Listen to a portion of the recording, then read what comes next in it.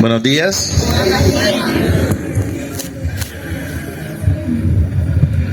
Tengan buenos días, jóvenes. Vamos a continuar con la temática de esta unidad. Esta prácticamente es la última clase de esta unidad.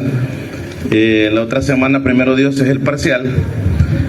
Aclararles por las preguntas que a muchos se les ha ocurrido, que están preocupados por lo que van a estudiar. Las clases, las dos clases, la del martes y la de ahora, solo el capítulo de Velázquez. Ya, o sea, en la bibliografía aparecen hasta 3 libros, pero solo va a ser Velázquez, igual que la taller de ahora, de respiratorio, solo Velázquez. Ahora, lo que es vitaminas y lo que es vacunas, como no está en un solo libro, sí tienen que estudiar la bibliografía que está ahí.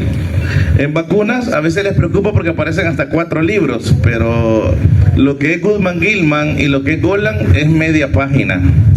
Y de ahí lo de fisiología es por revisar toda la parte del sistema inmunológico, inmunidad innata, adquirida, y de ahí los lineamientos del ministerio y el esquema de vacunación. ¿De acuerdo? Bueno, vamos a dar inicio. Ahora vamos a ver un grupo de fármacos que se les llama AINES, que significa antiinflamatorios no esteroidales, es decir, son de origen no esteroidales porque también tenemos fármacos que son antiinflamatorios, son antialérgicos y son de origen esteroides. En este caso, estos no dependen del esteroide, sino que estos derivan de la famosa aspirina, del ácido acetilsalicílico, que creo que la mayoría ya lo conocemos. Para hablar también un poco de estos medicamentos que se ocupan tanto, ahí también está representativo el acetaminofén o paracetamol, que se ocupa a diario a nivel mundial. Entonces vamos a hablar un poquito de estos fármacos. Estos fármacos están enfocados para tratar, o sus efectos farmacológicos son para el dolor, para la fiebre, para la inflamación. Entonces por eso se les llama antipiréticos, para bajar la fiebre, antiinflamatorios y analgésicos. Y aquí les traía este esquema para que nosotros digamos, pensemos un poco lo que significa tener dolor. Muchos de nosotros ya hemos tenido algún dolor de muela, algún dolor, la colitis, un dolor de cabeza, pero también hay cuadros mucho más complicados de pacientes que vamos a tratar que consultan por dolor. O sea, solo el hecho de poder paliar el dolor, disminuirlo o quitarlo, esa es una gran ayuda para cualquier ser humano. Entonces vean acá. En esta figura trato de representar en este esquema un dolor menstrual.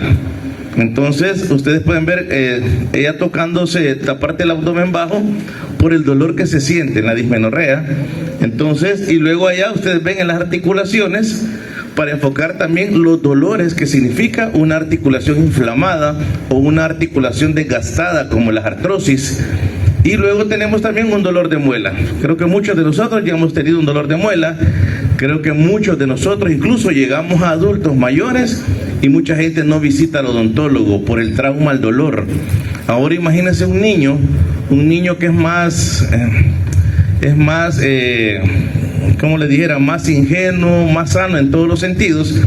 Aún nosotros cuando tratamos a un niño y le ponemos una inyección, una vacuna o algo por el estilo, lo marcamos.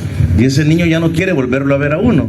O si te ve con gabacha, igual al que ve con gabacha blanca, para él significa dolor.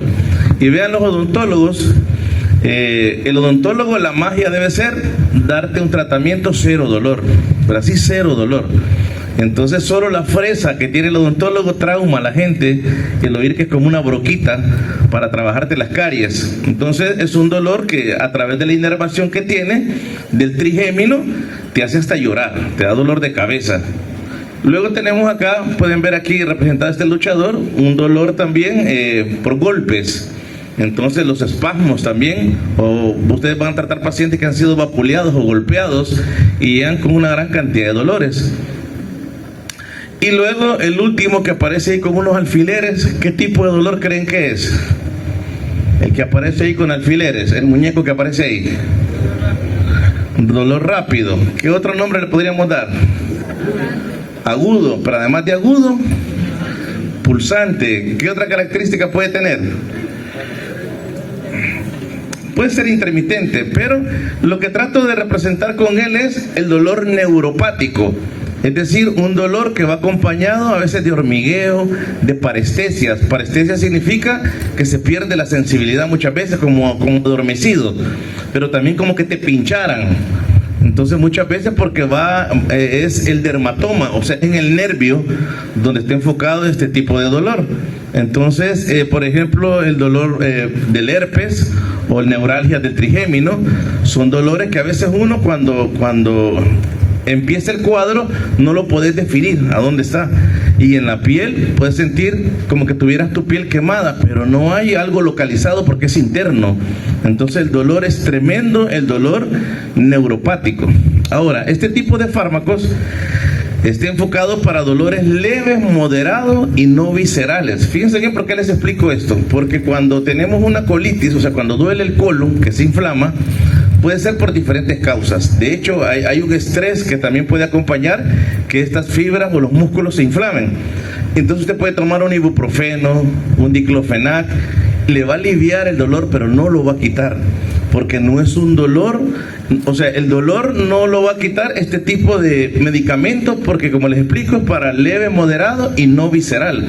Hay fármacos enfocados para ese tipo de musculatura cuando estamos hablando de vísceras. Y luego también traté de representarles acá el señor que aparece ahí. Ustedes van a ver, aquí dice anticoagulante, aquí dice AINES, corticoides, un historial médico, y aparece una úlcera péptica y aparecen los meses. A lo que quiero enfocarles ahí, como todos los fármacos, que no podemos abusar de ellos. Por eso vamos entendiendo su dosis, su farmacocinética, su farmacodinamia, porque generalmente los AINES, que lo vamos a ir viendo poco a poco, el uso da una cosa que se llama gastropatía por AINES. Es decir, si alguien toma mucho de estos medicamentos, a nivel del estómago le puede causar una gastritis, le puede causar úlceras también. Vamos a ver por qué mecanismos pueden causar eso. Entonces no debemos de abusar de ellos. Y también vamos a ver que en algunos pacientes están contraindicados. Les digo esto porque hay pacientes que por cualquier dolor, y aunque no lo tengan, se toman una aspirina, se toman un ibuprofeno por si me llega a doler, dicen. Ahora es cierto, una artrosis, que es una destrucción de los elementos de una articulación, va a doler todos los días. Y obviamente muchos necesitamos ir a trabajar. Y a veces los que son padres de familia, por ejemplo, no van a estar diciendo no voy a ir a trabajar ante la responsabilidad que tienen, y empiezan a automedicarse, y ahí viene el problema. Por eso aparece ahí el estomaguito, de que tanto medicamento al final le va a pasar factura.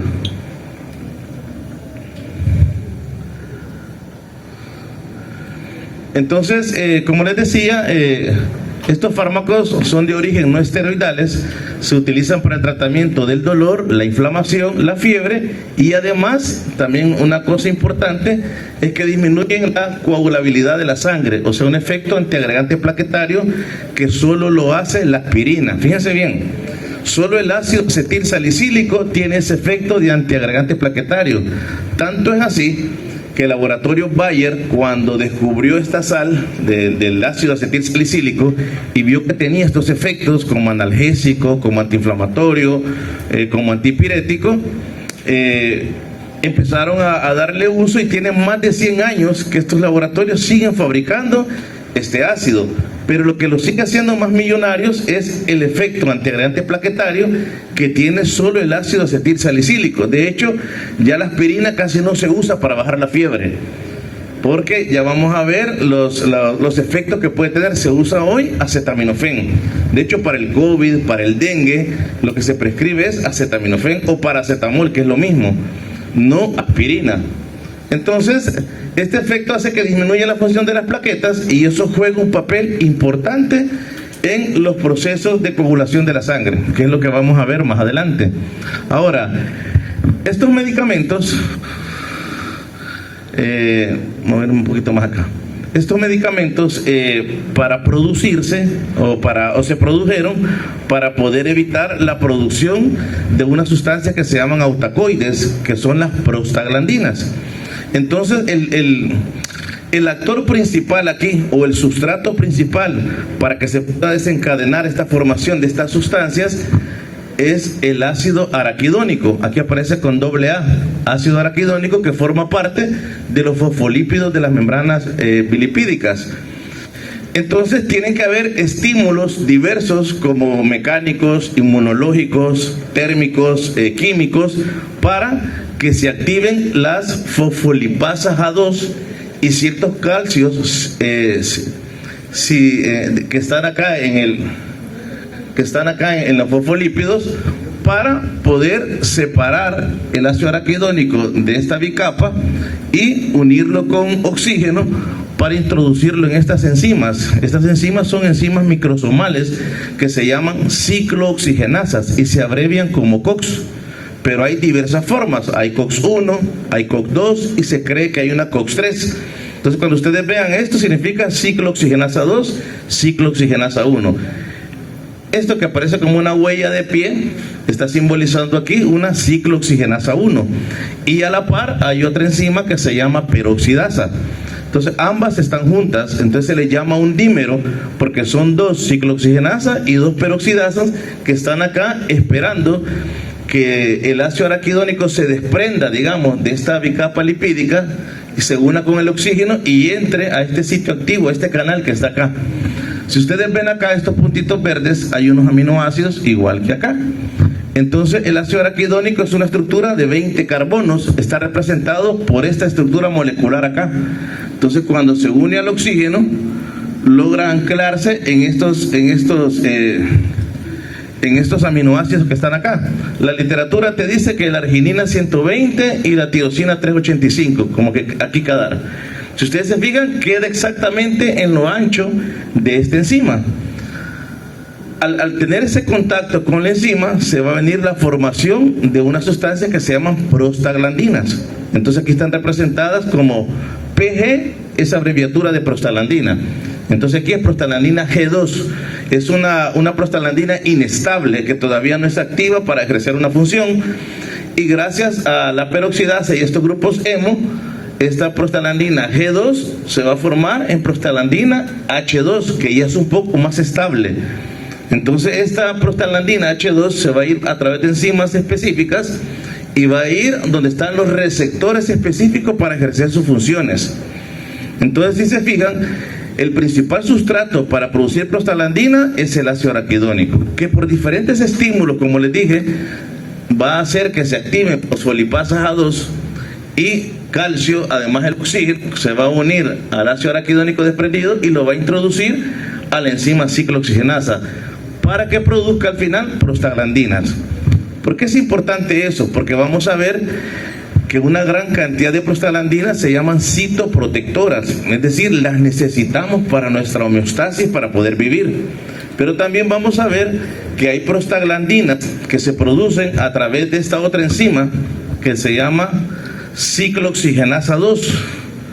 Y las que se producen ahí son prostaglandinas que nos van a hacer daño, que tienen que ver con procesos de quimiotaxis e inflamación.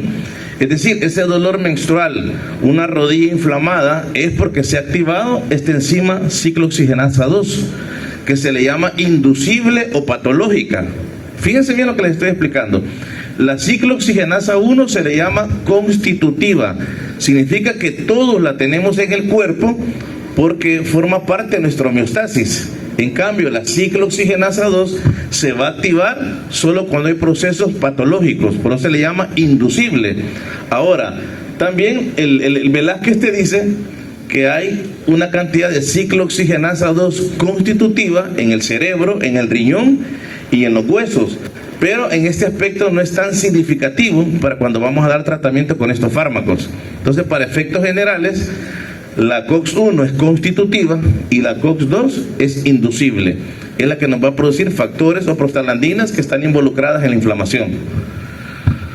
Aquí lo que trata de representar este esquema es que ustedes vean la diferencia entre una COX-1 y COX-2. En el peso molecular pueden ser iguales, pero su morfología es diferente. Ustedes observen, esto del sitio activo es más ancho que este.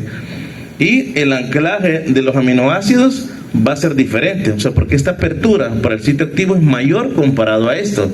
Entonces, ¿qué quiere decir eso? Aquí viene algo interesante, que la mayoría de fármacos de AINES que derivan desde la aspirina, ustedes han oído el ibuprofeno, la indometacina, el ketorolaco, ¿cómo se llama? Meloxicam, etcétera. Todos ellos son AINES, pero lo importante es que la mayoría de ellos actúan sobre las dos enzimas, sobre la ciclooxigenasa 1 y la 2. Ahora, ¿qué pasa en que toquemos ciclooxigenasa 1? Como es constitutiva, las prostaglandinas que ahí se producen o se derivan son citoprotectoras. Les voy a poner un ejemplo, la prostaciclina. La prostaciclina se abrevia como PGI2, o sea, es un vasodilatador y lo necesitamos en el endotelio, en el riñón. El tromboxano A2, ¿se recuerdan dónde está el tromboxano A2? En las plaquetas. Entonces tiene que ver con la agregación plaquetaria. Es una prostaglandina también que nos beneficia en un momento determinado. Y así tenemos en el estómago E2 y 2 que tiene que ver con el moco protector. Entonces vean, tiene que ver con funciones respiratorias, gástricas, vasculares, el endotelio, en el riñón. Las prostaglandinas que se producen a partir de acá. Las que se producen a partir de acá son las que tienen que ver con inflamación. Entonces fíjense, cuando tomamos un diclofenac, por ejemplo, el diclofenac va a actuar sobre COX-2 y nos va a quitar el dolor e inflamación, pero también está actuando sobre la COX-1. Quiere decir que está afectando la producción de sustancias que nos benefician. Entonces aquí el problema, si abusamos 15, 20, 30 días, tomando digamos 3 tabletas diarias, porque estamos afectando la homeostasis, ya que no solo es específica para COX-2. Entonces les vuelvo a explicar, la mayoría de AINES actúan sobre las dos enzimas, por eso es que hay que tener cuidado el uso. Ahora, si hay AINES que los vamos a ver, que son específicos COX-2, el costo puede ser más caro, pero vamos a ver en qué casos los podemos utilizar. Entonces aquí este esquema es de lo que les acabo de hablar. COX-1 es constitutiva, COX-2 la inducible. Aquí están prostaglandinas citoprotectoras que intervienen, lo que les acabo de decir, y la 2 que tiene que ver con inflamación y mitogénesis. Aquí lo mismo, ustedes van a ver que un estímulo fisiológico activa la constitutiva y se producen tromboxano, I2, E2, funciones fisiológicas, y luego allá la inducida a través de COX-2, proteasas, prostaglandina, otros mediadores que tienen que ver con inflamación y con dolor. Por ejemplo, el dolor menstrual. Ustedes ven el famoso anuncio de Dorival. El Dorival, si ustedes lo leen, es ibuprofeno. Viene de 200 miligramos. O sea, es decir, imagínense que un caballero tuviera un dolor y alguien le da una Dorival, tal vez alguno hasta se riera, ¿por qué va a tomar Dorival? Pero es que Dorival no es específico para el dolor menstrual, es un AINE que lo han comercializado de esa manera. Ahora, el ibuprofeno sí tiene bastante afinidad por las prostaglandinas que se producen a ese nivel, pero igual funciona el diclofenac, la indometacina, otro AINE puede funcionar. Ahora, volviendo a la aspirina, lo que les decía, su acción es periférica, de mediana intensidad, eficaz en dolores poco intensos, somáticos, no viscerales, y no producen, esta es una ventaja de estos medicamentos, que no producen habituación ni dependencia física, como por ejemplo los opioides, que los opioides sí te van dando dependencia y entras en una adicción, los AINES no. Ahora, la acción antiinflamatoria, fíjense bien, es inespecífica y sintomática. Y su mecanismo general de acción está relacionado con la inhibición de icosanoides, o sea, de prostaglandinas. Entonces, allá en el 71, Bane y colaboradores vieron que la aspirina y la indometacina inhibía la producción de prostaglandinas. Entonces determinaron que ese es el mecanismo de acción, inhibir la síntesis de prostaglandinas. Y también vieron que bajaba la fiebre, que quitaba el dolor, a través de ese mecanismo generaba esos efectos farmacológicos.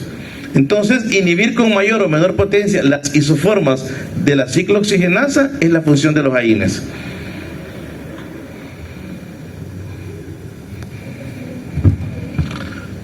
Ahora, aquí aparecen una serie de efectos farmacológicos y reacciones adversas. Aquí lo que les decía, antipirético, analgésico, antiinflamatorio, el efecto en la mucosa gastrointestinal, o sea, el abusar de los AINES, hay una gastropatía por ellos porque afectamos la prostaciclina y la E2, que forman parte del moco protector de nuestro estómago. Y por eso mucha gente tiene razón y dice, ya no aguanto tomar tanta pastilla, porque tanta pastilla al final le va a irritar el estómago y le va a provocar una gastritis. El efecto antiplaquetario, o sea, evita la formación del tromboxano A2 en las plaquetas, prolongando el tiempo de hemorragia. O sea, esa es la mayor utilidad que tiene hoy la aspirina. Solo que vamos a ver qué características del ácido acetilsalicílico cumple esta función, porque no es la aspirina Bayer verde que vemos de 500 o 600 miligramos. Con esa no logramos esto, sino que es con una dosis más pequeña. Luego acá tenemos que efectos sobre la función renal. La disminución de prostaglandinas como la prostaciclina, que son vasodilatadoras, produce reducción del flujo renal sanguíneo y por lo tanto de la tasa de filtración glomerular. Eso va a estimular una retención de sodio y agua en personas que son sensibles a nefropatía por AINES. Entonces ustedes van a oír que si alguien abusa de estos medicamentos, le dicen, te vas a dañar los riñones. Hoy que ustedes están estudiando esto y están en la formación de médicos, hoy se van a enterar por qué es que uno puede decirte que puede dañar sus riñones el abusar con estos fármacos. Recordemos que todos los fármacos partimos que son sustancias extrañas. Y como le decía, para hacer eso la diferencia lo hace la dosis, porque todas son venenos al final. Entonces, aquí trato de... El Velázquez tiene este esquema para que ustedes vean que al final el abuso de los AINES va a llevar a dispepsia, epigastralgia, erosiones mínimas, gastritis y úlceras. Entonces y hay gente que de verdad, hay gente que lo toma todos los meses, pero continuo. Ahora decirles, en las dismenorreas, en los dolores menstruales, el que aquí alguien los tome no es problema, porque generalmente es cada mes que pueden ver la regla. Entonces hay quienes de que no toman nada, pero hay quienes el dolor es tan severo que se ayudan. Eso no es problema porque al mes lo está tomando. Diferente fuera, que lo tomara aquí todo el mes, tomando 3 tabletas diarias, 2 tabletas diarias, ahí sí hay problema. Pero tomándolo cada vez que viene el periodo no hay ningún problema. Fíjense acá, hay una lesión epitelial y una lesión microvascular cuando nosotros abusamos de estos fármacos. Vean esta parte acá, efectos mediados por la inhibición de la COX. Aquí es principalmente por COX-1, que es constitutiva. Miren, va a haber aumento de la secreción de ácido, disminución de la secreción de moco, que el moco está hecho de prostaglandinas, disminución de la secreción de bicarbonato, que ayuda a amortiguar la acidez, disminuye el flujo sanguíneo de la mucosa y disminuye la proliferación epitelial, y me va a llevar a todo esto. Por otro lado, una lesión microvascular, como estamos inhibiendo las prostaglandinas, van a estar disminuidas, algunos leucotrienos aumentados, que también tienen que ver con inflamación, y algunas citocinas. Entonces esto va a aumentar la expresión, esto ya a nivel más molecular, la expresión de moléculas de adhesión que no son beneficiosas, adherencia de neutrófilos, éstasis sanguínea, isquemia microvascular, y al final liberación de radicales libres. Entonces todo esto va a llevar otra vez a gastritis, a erosiones mínimas. Y hay efectos directos donde disminuye el metabolismo oxidativo. Entonces por eso la primera respuesta de abusar estos medicamentos es la gastropatía por AINES, porque estamos dañando el moco protector. Ahora, como la plantilla, digamos, de estos, o el prototipo de estos fármacos es la aspirina, el ácido acetilsalicílico. Entonces vamos a hablar un poco de ellos. Lo que les decía, que hoy rara vez se utiliza como antiinflamatorio, como analgésico, más como efecto antiagregante plaquetario. Ahora, para que el ácido acetilsalicílico cumpla estas funciones, debe tener ciertas características. Uno, la aspirina o ácido acetilsalicílico es el único ácido que se une de manera irreversible a la ciclooxigenasa. Fíjense bien, esa es una característica, que se une de manera irreversible. Entonces, en este caso, si se une a la COX-1, que esté en la plaqueta, va a durar la vida de la plaqueta, y la plaqueta dura entre 9 y 10 días. Otra condición es que la dosis para tener este efecto antiagregante plaquetario debe ser dosis pequeña.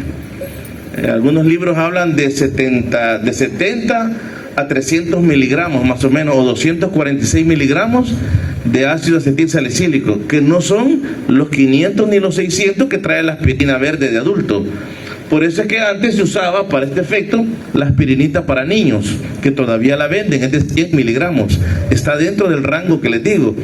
La cardioaspirina creo que es de 81 o de 84 miligramos. Es una dosis baja para generar este efecto.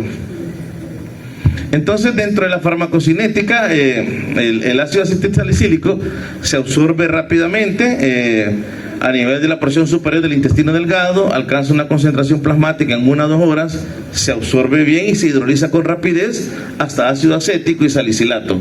También ahí ayudan unas esterasas que están a nivel del intestino, porque cuando nosotros vemos su farmacocinética a nivel del estómago, no mucha aspirina se absorbe a ese nivel por el tipo de pH y el pKa del fármaco, pero sí a nivel del duodeno. Ahora, el mecanismo de acción es el mismo para todos. Va a inhibir la síntesis de prostaglandinas, en este caso de manera irreversible a la COX plaquetaria, de modo que su efecto dura de 8 a 10 días. Y lo que les decía, en otros tejidos la síntesis de nueva COX constituye la enzima inactivada, lo que la dosis ordinaria tiene una duración de acción de 6 a 12 horas. O sea, el otro requisito es, cuando se da cardioaspirina, una diaria, se une de manera irreversible a la COX plaquetaria, y la dosis debe ser una dosis mucho más baja que la dosis analgésica o antiinflamatoria, que anda por 81 miligramos.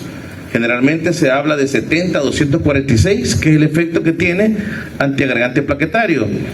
¿Y ese efecto para qué me va a servir? Ustedes ven el anuncio, lo que nos vende Bayer, es que dice que toda persona arriba de 40 años debería de tomar la cardioaspirina. Eso no es así. Recuerden que los medicamentos no son dulces, sino que se debe tener un criterio en cada paciente si necesita la cardioaspirina o no. Pero no es que a todo paciente que tenga 40 años le vamos a dar, o todo paciente diabético tampoco, sino que aquí lo que sí es cierto del anuncio es que usted puede salvar una vida, puede prevenir una isquemia, puede prevenir un infarto, porque al hacer esa función antiagregante plaquetario, recordemos que en el interior de los vasos se pueden formar placas ateromatosas, y esas son ricas en colesterol y calcio, y el flujo de sangre está pasando. Entonces, en un momento determinado, ese flujo de sangre puede arrancar parte de esa placa ateromatosa y formar un trombo, y ese trombo puede ir a tapar un vaso más pequeño, y al taparlo sí va a haber una isquemia y puede llevar a un infarto. Y con este efecto, digamos, en el buen salvadoreño podemos decir que ese trombo se deshace, y al deshacerse ya no va a haber una partícula que tape un vaso más pequeño. Entonces sí, por eso es que sí funciona, pero no va a ser para todos los pacientes que están arriba de 40 años, sino que debemos de tener una historia clínica y criterios para administrarlos. Pero ellos, por vender, dicen, todo el que tiene 40 que empiece a tomar cardioaspirina. Ojo, también hay otra situación, que este efecto va a generar que el paciente tenga más cuidado por si tiene una herida, porque no va a haber una coagulación inmediata o la hemostasis, sino que va a haber un sangramiento producido por los fármacos. De hecho, si van para un procedimiento a sala, como siempre hay sangramientos, generalmente se suspenden estos medicamentos, la cardioaspirina, unas 2 semanas previo a la cirugía, porque va a haber sangramiento en la cirugía y el fármaco va a permitir que no haya hemostasia, entonces se puede complicar el paciente. Y aquí está, allá el esquema, traté de que vean lo que es una placa ateromatosa, cómo va obstruyendo la luz del vaso, y el flujo de sangre de repente puede llevarse parte de esa placa y generar un trombo. Por eso es que muchos de los infartos no suceden que cuando una gente está haciendo un esfuerzo, están sentados, están dormidos, y ahí les puede dar el infarto. No necesita un esfuerzo, o sea, no sabemos cuándo. Primero no tenemos primero no tenemos una educación en cuidar nuestra salud, en chequearnos, hacernos exámenes de sangre, colesterol, triglicéridos, como para de repente saber qué vasos tienen esas costras.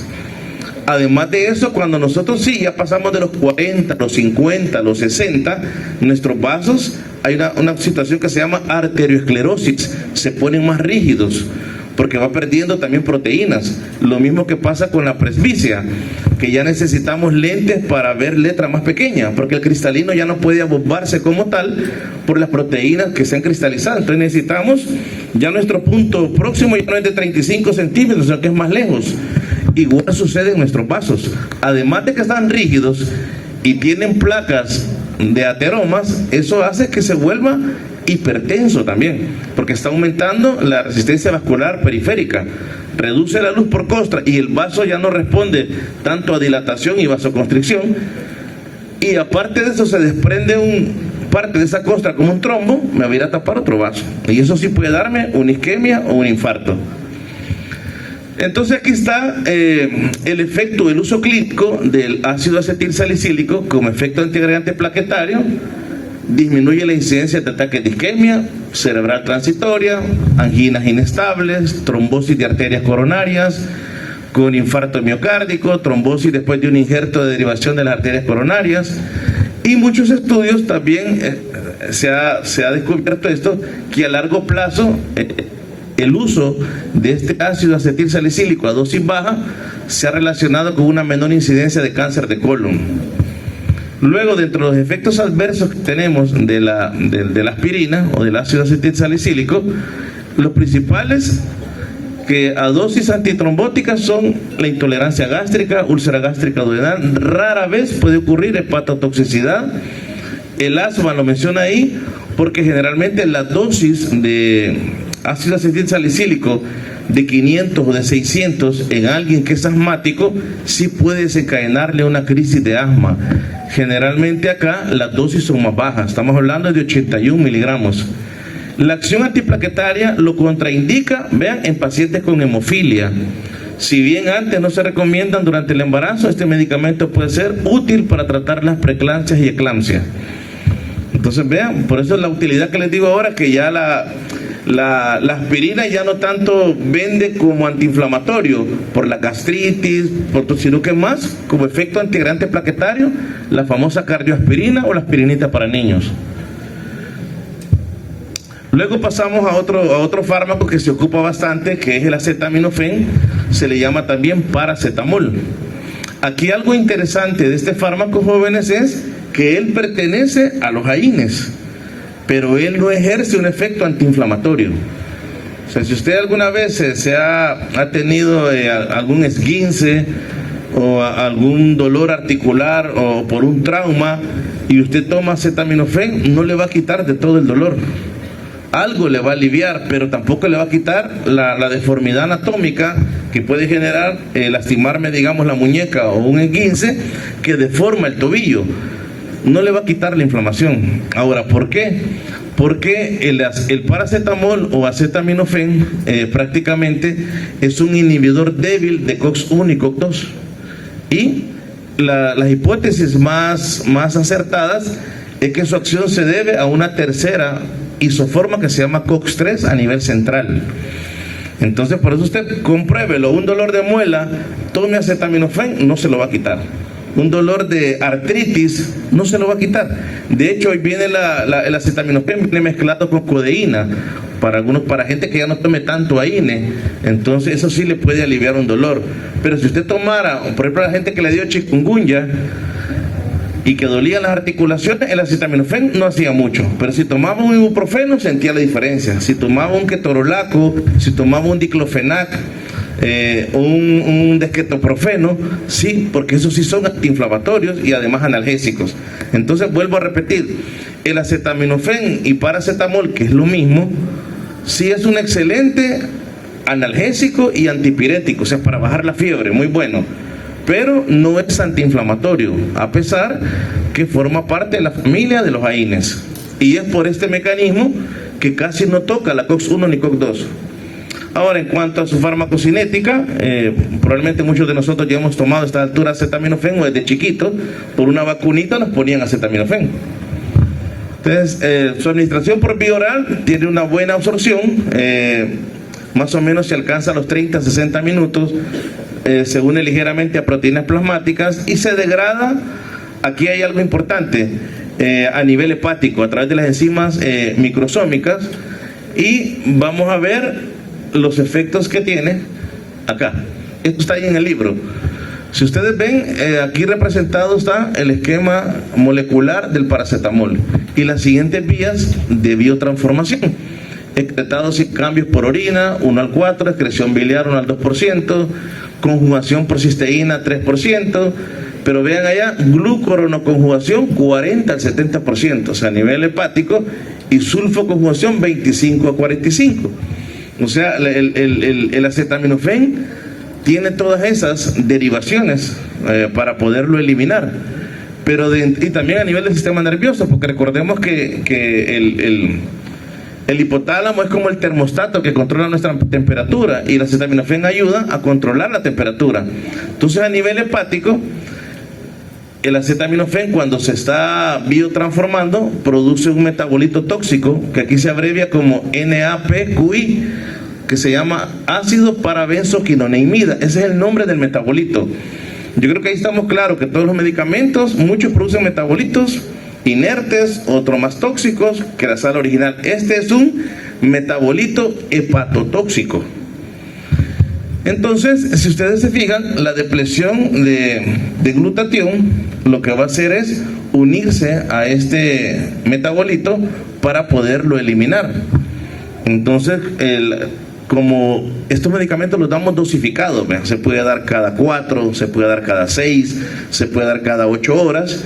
En eso nosotros dejamos un espacio de intervalo para que nuestro hígado también responda. Es decir, imagínense algo hipotético, que de una tableta de 500 miligramos de acetaminofén se me produzcan, digamos, 100 miligramos del metabolito tóxico. En esas 4 horas el hígado puede producir, digamos, unos 100 miligramos de glutatión. Se une el glutatión al metabolito y se elimina y no pasó nada. El problema es cuando abusamos de esas dosis. Entonces, y en la literatura te dice que dosis tóxicas de acetaminofén son de 4 a 6 gramos al día. Recordemos que para hacer 1 gramo son 2 tabletas de 500. Generalmente, si lo tomáramos cada 6, una tableta de 500, estamos tomando 4 al día. Y 4 al día son 2 gramos. Y lo tóxico es de 4 a 6 gramos. Pero ¿qué pasa si el paciente adulto no le baja la fiebre y le estoy dando 2 acetaminofén de 500 cada 6 horas? Ya no estoy dando 2 gramos, sino que 4 gramos al día. Pero 4 a 6 todavía está dentro de que no le va a afectar. Ahora, el problema es que también hay una dosis letal. O sea, los libros te hablan de 15 gramos al día. O sea, estamos hablando como de 30 tabletas en 24 horas. Ahora, generalmente eso no se da, al menos que alguien quiera suicidarse y lo quiera hacer con acetaminofén. Entonces lo que va a hacer es producirse un daño hepático y va a producir un daño renal. Ahora, pero ojo, eso es en el adulto. En el niño puede ser más complicado, porque en el niño vienen dosis en gotas y hay dosis en jarabes o suspensiones de 100 miligramos, de 150 miligramos en 1 ml, y a veces la desesperación de que no le baja la fiebre, se puede abusar de la dosis. Entonces este metabolito, cuando abusamos de la dosis, el hígado no alcanza a sobreponerse a esa cantidad. Imagínense que en 8 horas esté produciendo 1000 metabolitos y el hígado solo pueda producir 100, los demás van a ir a dañar el hepatocito.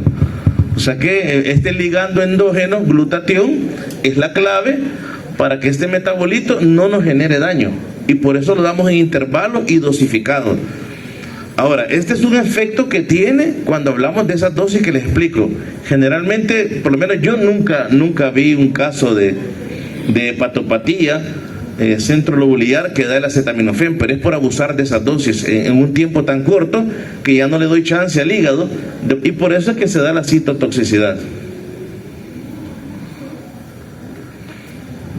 Ahora, les decía yo que dentro de los AINES, la mayoría afectan COX-1, COX-2. Y vienen también por familia, lo van a encontrar en un cuadro en el Velázquez. Derivados del ácido acético están los indolacéticos, como la indometacina, el etodolaco. De los pirrolacéticos, tolmetina, ketorolaco, el sulindaco, que ya no se está vendiendo tampoco. Fenilacético, aquí está el diclofenac, que bastante se usa, que hay sódico y potásico. Y naftilacético, la nabumetona. Entonces vamos a hablar un poquito del diclofenac. Dice el diclofenac posee una potencia comparable a los derivados del ácido propiónico. Cuando hablamos del ácido propiónico hablamos del ibuprofeno. Si se fijan, estos dos son los que se venden mucho más a diario, diclofenac y ibuprofeno.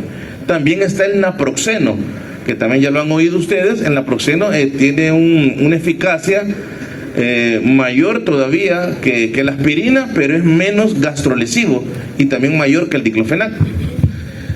Entonces, posee cierta especificidad para inhibir COX-2, pero les digo que no son del todo COX-2, sino que también afectan con COX-1, se acumula en el líquido sinovial, por eso funciona también en las articulaciones, se metaboliza en el hígado, y además de eso, dentro de los efectos adversos, que es la mayoría, los más frecuentes, aumento moderado de transaminasas hepáticas, y en un 15% de los pacientes que suele ser reversible.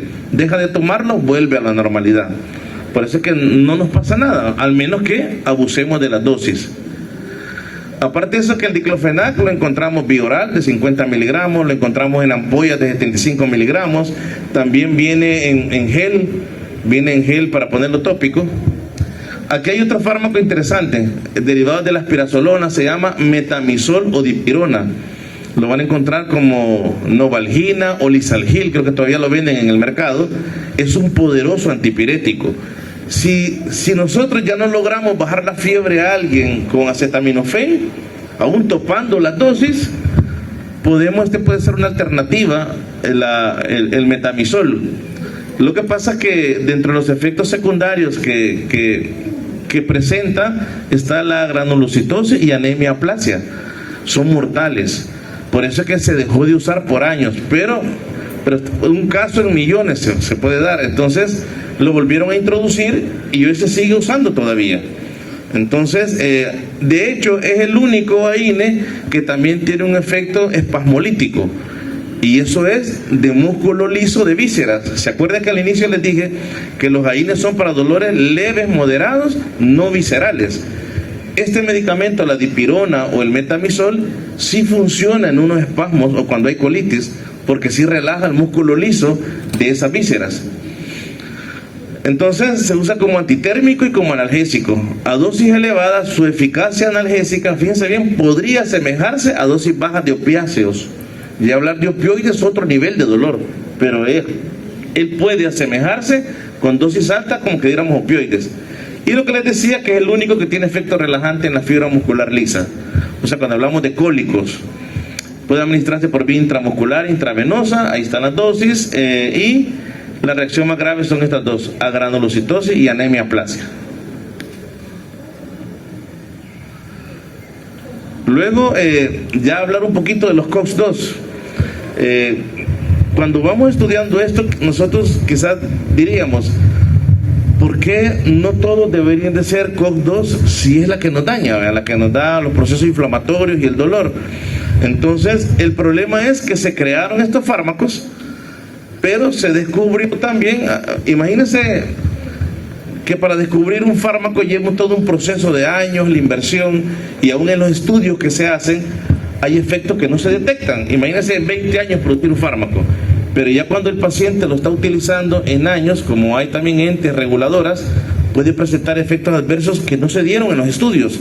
Entonces estos fármacos, algunos de ellos dieron efectos cardiovasculares, entonces se retiraron del mercado y se siguió investigando sobre ellos. Entonces vamos a ver, son fármacos de reciente disponibilidad muy eficaces como antiinflamatorios en tratamiento de las enfermedades reumáticas. La clave de esto es que no estoy tocando las prostaglandinas buenas, digámoslo así, sino que estoy enfocado en la COX que me está produciendo el dolor y la enfermedad, y no estoy afectando las plaquetas, ni el estómago, ni el riñón. Pero dice, no presentan los efectos adversos de los AINES clásicos, o sea, los de COX-1, puesto que no inhiben la COX-1. En general, en este grupo de fármacos no se dispone todavía de suficiente experiencia sobre sus indicaciones por las reacciones adversas y las interacciones. Entonces, dentro del cuadro que aparece en Velázquez, aparece en esta familia. Oxicam, el meloxicam es COX-2. Sulfanilida, nimesulida es COX-2. Indolacéticos, etodolaco es como se llama COX-2. Estamos.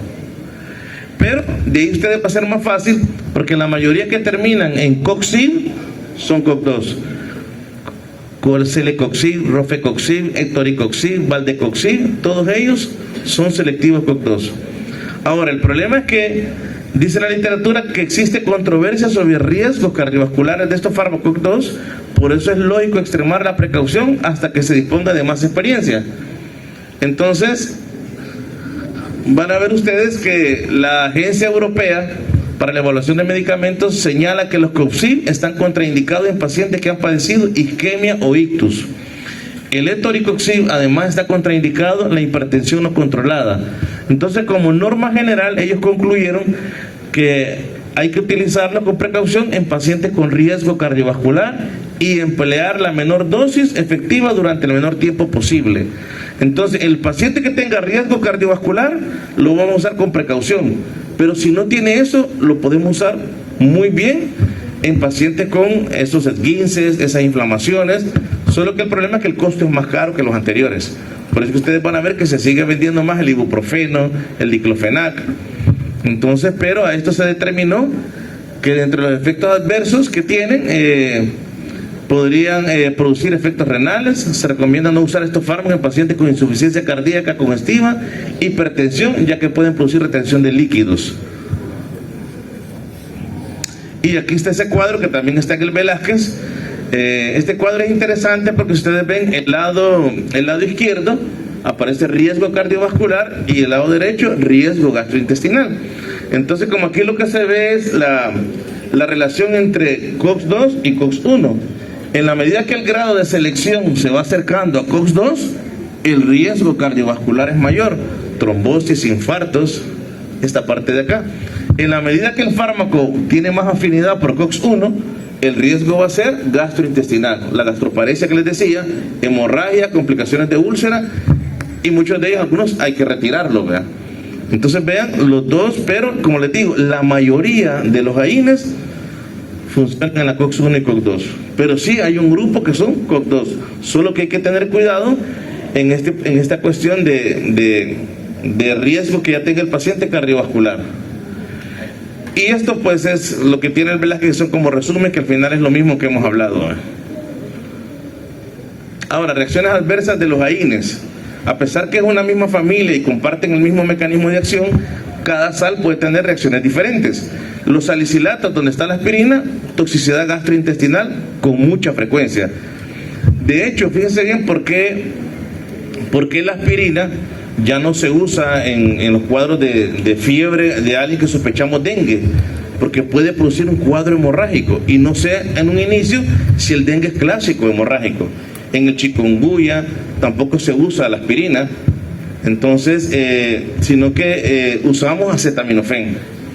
Los paraminofenoles son muy seguros, aunque pueden provocar hepatotoxicidad. Aquí está el acetaminofén, grave en casos de intoxicación, pero ya vimos que dosis tóxicas de 4 a 6 gramos al día, dosis letales 15 gramos o más al día. Las pirazolonas, que es donde está el metimazol o dipirona, causan toxicidad hematológica grave, agranulocitosis y anemia plástica, aunque con escasa frecuencia. Los derivados del ácido propiónico, ahí está el ibuprofeno, presentan una buena relación beneficio-riesgo. De hecho, hoy el ibuprofeno lo han sacado en presentaciones liquid gel, son unas perlitas, y eso ha creado menos daño al estómago. Los inplasmáticos a menudo presentan toxicidad neurológica, o sea, pueden dar dolor de cabeza. Los derivados enólicos, potentes antiinflamatorios, y producen efectos gastrointestinales con frecuencia. Los derivados antranílicos, que ustedes van a ver quiénes derivan de ahí en el cuadro que aparece en Velázquez, pueden provocar diarreas graves. Ojo, muchos de estos cuadros es por tomarlo mucho tiempo. Hay pacientes que probablemente sean sensibles, que a la primera les puede dar y cambiamos de fármaco. Y los COX-IB producen menos efectos gastrointestinales, pero se deben valorar sus probables riesgos cardiovasculares. Y aquí también aparece este gemita en el Velázquez, del que ya vimos acá, efectos gastrointestinales, preferentemente por inhibición de COX-1, dispepsia, epigastralgia, erosiones. Y luego acá, vean el riñón por COX-1 y COX-2. O sea, a través de COX-1 bloqueamos el tromboxano A2 también a nivel de las plaquetas, y en el endotelio tenemos también las dos, y bloqueamos prostaciclina, que es importante porque es un vasodilatador. Entonces vean aquí los efectos mediados por la inhibición de COX-2, también con COX-1. Disminuimos las prostaglandinas vasodilatadoras, como la PGI-2. Disminuimos el flujo sanguíneo renal, disminuimos el filtrado glomerular, aumentamos la retención de agua y sodio, y al final van a haber fenómenos trombóticos vasculares, ictus, infarto de miocardio, hipertensión, insuficiencia cardíaca. Entonces, vean, cuando usted ve estos esquemas, como les digo, los fármacos, aún el agua o los dulces, mucho nos puede hacer daño, pero no podemos abusar de ellos. O sea, por eso es importante tener una historia clínica del paciente. Y luego estos son los últimos dos cuadros para terminar. Como les puse en antihistamínicos, también hay que tener cuidado. Hay una presentación que los odontólogos usan mucho, porque los laboratorios lo siguen fabricando, que se llama Anaden. Tal vez alguno de ustedes ha tomado Anaden. Revise qué trae. Trae diclofenac con acetaminofén. Las combinaciones de AINES con AINES no se deberían de dar. Y miren acá, dice, interacciones de los AINES, fármaco y compuesto, analgésicos AINES más AINES, puede aumentar la incidencia de efectos gastrointestinales, aumenta el riesgo de hemorragias en otros lugares fuera del aparato gastrointestinal por inhibición aditiva de la agregación plaquetaria. La aspirina puede disminuir la biodisponibilidad de otros AINES. Entonces, ahora que usted encuentre acetaminofén con codeína, ahí no hay problema. Que usted encuentre un diclofenac con un relajante muscular, metocarpamol, no hay problema.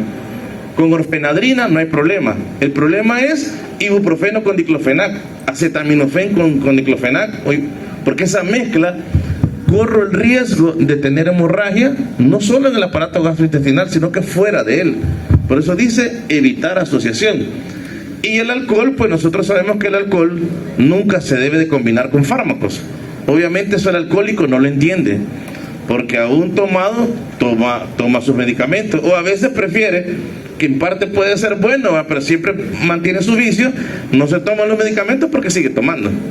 Pero mezclarlos, obviamente, evitar la ingestión de grandes cantidades de alcohol, dice. Y aquí miren, anticoagulantes, aumenta el riesgo de hemorragia gastrointestinal, sobre todo los AINES de semivida corta, como salicilato e indometacina.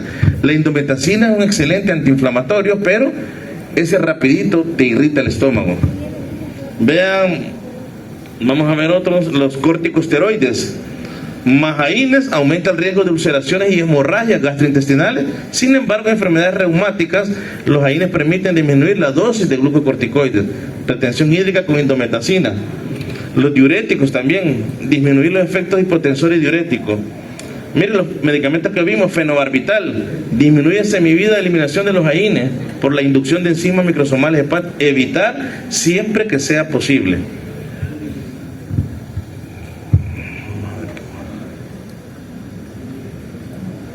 Miren los hipoglucemiantes orales, o sea, el paciente diabético que le damos hipoglucemiantes orales o insulina, la interacción con AINES dice aumento del efecto hipoglucémico. Las prostaglandinas están directamente involucradas en los mecanismos de regulación del metabolismo de la glucosa, también por desplazamiento de los hipoglucemiantes orales de las proteínas séricas. O sea, están contraindicados, pero en un momento vamos a valorar riesgo-beneficio, pero no vamos a abusar de ellos porque sabemos que al final dice puede ser necesario ajustar la dosis del hipoglucemiante. Es posible que la glipicida y la glibenclamida, debido a sus características de unión no iónica, no resulten tan afectadas como los demás hipoglucemiantes orales. Precaución con el uso simultáneo. Recordemos que estamos hablando de interacciones, es el uso simultáneo. Paracetamol más AINES puede aumentar el riesgo de efectos renales adversos. O sea, el Anaden es paracetamol con diclofenac. Ahora, no estoy diciendo que con una o dos le va a pasar eso, si no, no siguieran vendiendo, sino el abuso de ellos, pero esa combinación no debería. Y los laboratorios, como ellos van a hacer lo que venden, al final no crean que están preocupados por uno, ellos van a hacer lo que se mueve. Entonces hay presentaciones de AINES con otros AINES. Y vean acá, quinolona es un antibiótico que lo vamos a ver el otro ciclo. Miren, quinolona más AINES puede crear un aumento del riesgo de convulsiones, mucho más en un paciente que ya convulsiona. Evitar el uso simultáneo. Entonces, y aquí van a ver una serie de medicamentos, que el litio, que lo vimos también, aumento de toxicidad de litio, control de la litemia. No sucede con Sulindac, pero el Sulindac ya no viene aquí al país. Miren, de la enzima convertidora de angiotensina, enalapril, captopril, disminución de los efectos hipotensores y diuréticos si lo mezclamos también con AINES. Dice evitar, si es posible, el uso simultáneo, usar dosis bajas de aspirina, menos de 100 miligramos al día. Bueno, no sé si tienen alguna pregunta, jóvenes. Vean, dime.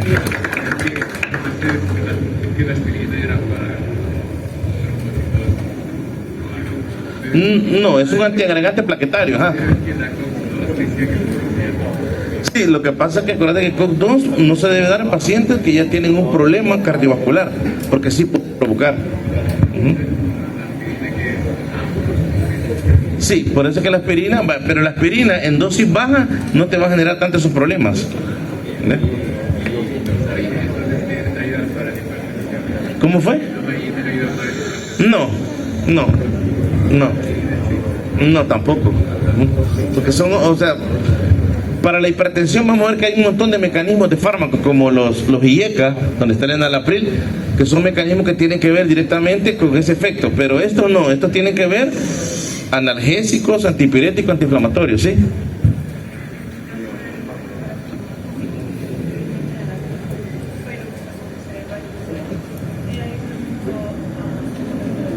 Exacto, porque como ahí está el hipotálamo, o sea que hay pirógenos o sustancias que hacen que se active, y nuestro hipotálamo es como un switch, que cuando la temperatura va a regular. De hecho, en las primeras 24 horas muchas veces